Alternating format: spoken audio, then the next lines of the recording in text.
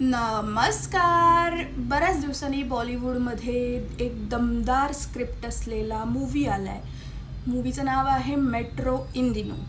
जर तुम्ही life in a metro हा मूवी पाहिला असेल तर त्याच धर्तीवर थोडासा तसाच एक तो मूवी आहे आणि त्याबद्दल मला आवडलेल्या काही गोष्टी आणि न आवडलेल्या काही गोष्टी.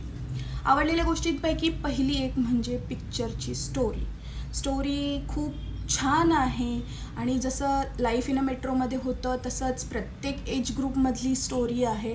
त्यांचे रिलेशनशिप इश्यूज आहेत आणि ते कसे सॉल्व्ह होतात शेवटी हे तिथे दाखवलेलं आहे. आणि मला दुसरी गोष्ट आवडली ती म्हणजे टीनेज ग्रुपमधले जे रिलेशनशिप इश्यूज असतात किंवा त्यांची जी चलबिचल असते या सगळ्याच्या बाबतीतली ती खूप छान पद्धतीने या मूवीमध्ये हाताळलेली आहे.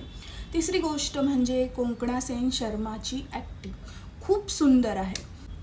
फिल्मचा एक मोठा प्लस पॉईंट म्हणजे फिल्मची संपूर्ण कास्ट खूप सुंदर कास्टिंग केलेलं आहे.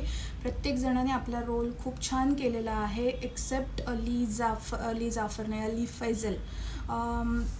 तो खूप छान ॲक्टर आहे पण या रोलमध्ये त्याने अंडरप्ले केलेला आहे असं मला वाटलं, पर्सनल ओपिनियन. त्यानंतर अजून एक गोष्ट जी नाही आवडली ती म्हणजे प्रीतमचं म्युझिक. एरवी प्रीतम बरीच गाणी चोरून घेतो असं आपण लहानपणापासून ऐकत आलो आहे, तर याच पिक्चरमध्ये त्याने आपल्या जुन्या गाण्यातलं काहीतरी चोरलं असतं तरी खूप छान म्युझिक या फिल्मचं झालं असतं. लाईफ इन अ मेट्रोचं म्युझिक जे इथे होतं ते या पिक्चरमध्ये खूपच खाली नेऊन ठेवलेलं आहे असं मला वाटलं. म्हणजे हे पर्सनल ओपिनियन आहे, प्रत्येकाचं मत वेगळं असू शकतंच.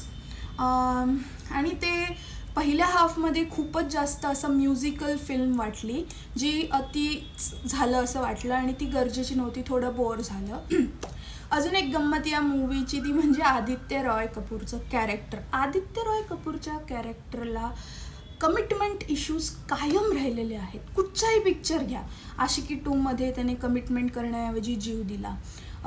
ये जवानी है दिवानीमध्ये तो जुआ दारू सगळं प्यायला पण कमिटमेंट करू शकला नाही आणि ह्या फिल्ममध्ये सुद्धा त्याचे तसेच इश्यू आहेत. अली फैजल जो आहे त्याचं स्ट्रगल प्रत्येक मूवीमध्ये आहे, ह्या मूवीमध्ये सुद्धा आहे, फुकरेपासून तेच चालू आहे. बाकी मूवी तुम्ही फॅमिलीसोबत बघू शकता, खूप सुंदर आहे आणि प्रत्येक लाईफ स्टेजमधले रिलेशनशिप इश्यूज असल्यामुळे कुठून ना कुठून आपल्याला काहीतरी त्या फिल्ममधनं मिळून जातं. सो हा आहे माझा या मूवीबद्दलचा रिव्ह्यू. तुम्ही कमेंटमध्ये सांगा तुम्हाला मूवी कसा वाटला.